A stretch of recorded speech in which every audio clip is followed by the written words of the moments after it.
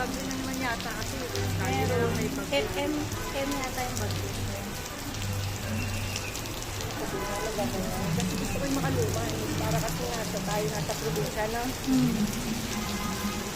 Lumakas naman.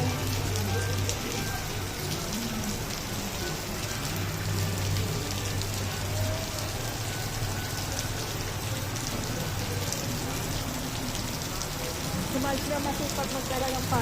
Patuloy ang magpapalakas ng pag-ibig ng Diyos at papangako hindi malayo ang pag-ibig ng Diyos sa atin.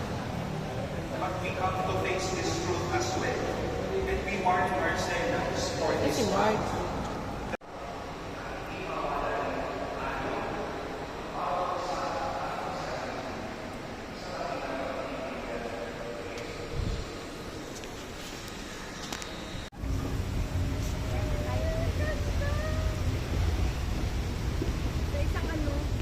Sa isa taas ako naman. Ito ako maliit ako eh.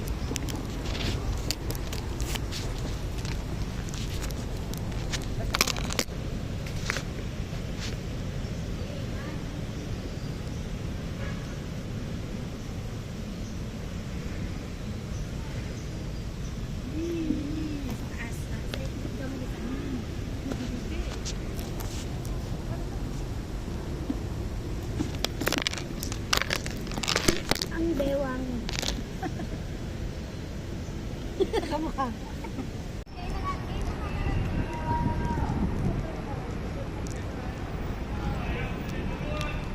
Dito na lang tayo. Ito ang tinatawag na gala. Tingnan. Iba na naman ang lugar natin. Ba hypermarket na? Ayun na pagtawid na nga. Kasi dati pwedeng kumawin dyan eh. Oo, sinara na nila. Ayan o, dyan lang. Ay, hindi gumagana yung elevator.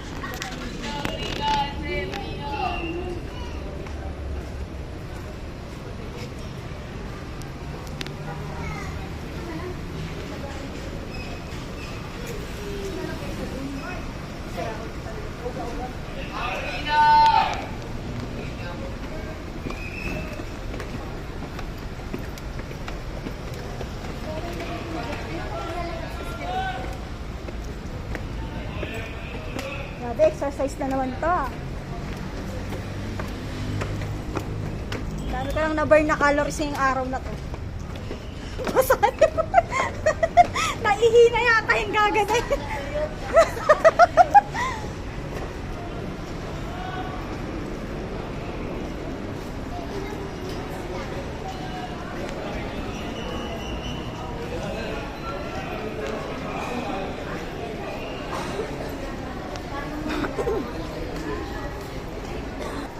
Gusto ko naka-shirt ang ganyan. Oo, tapos alabas dito. Dito o. Sa BGC sila, di ba? Inahay. Bakit naman yung dito yung pangit yan? Kita ko parang may kulubot. Tsaka pag ano, pag nagpa-lipo ka, halatong halata sa tiyan, kulubog-kulubog.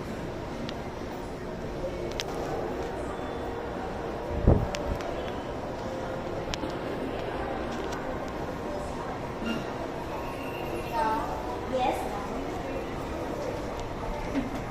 Dati may nakita ko. Parang totoo yung nakikita ko. Ano nakasakay ka talaga? Ito pa tayo.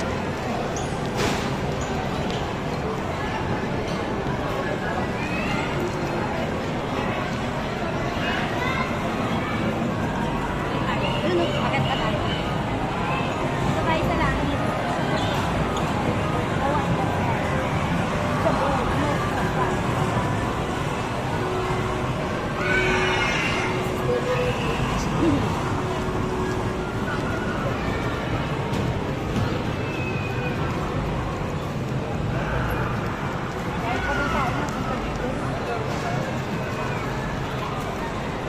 Alam mo, masarap na halo-halo sa ano. Pero dito, bebang. Ang masarap na halo-halo na tikman ko sa Razon. Rason tsaka bebang. Halo-halo. Ako dun na sa kanto. Kanto lang. Sa kanto. Eh, Aling Maria.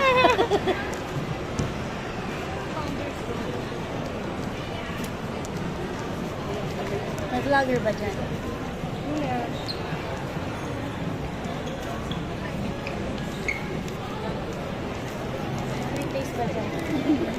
magulo sila sa Asa ba yung entrance? Bawal dati pwede ka pumasok. Ayan o, dyan. Sana entrance niya? Huh? Sana entrance niya? Meron pa sa labas, parang sinara.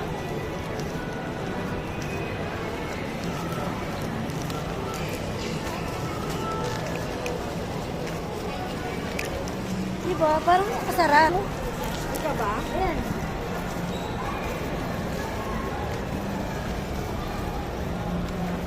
Ano yan? Ano mga parang building. Takos.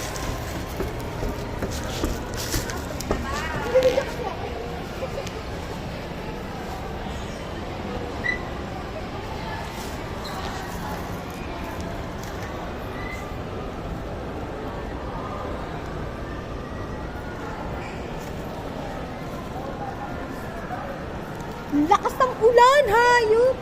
Kaya nga bawal kumain. Kaya sinarado siguro. Hanggang hindi pa ako nakapunta rito sa taas.